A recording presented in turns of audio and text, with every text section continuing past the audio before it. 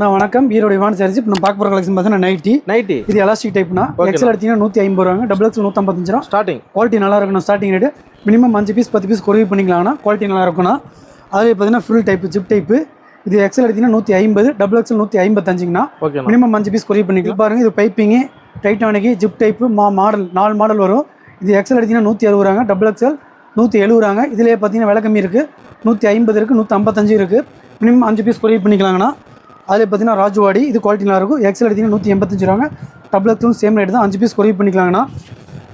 அதில் பார்த்து collar type இதில் பார்த்தீங்கன்னா 4 மாடல் வரும். இது பார்த்தீங்கன்னா ரேட் 210 ரூபாங்க. குவாலிட்டி நல்லா இருக்குங்கண்ணா. உங்களுக்கு மினிமம் 5 பீஸ் கொரியர் பண்ணிக்கலாங்கண்ணா.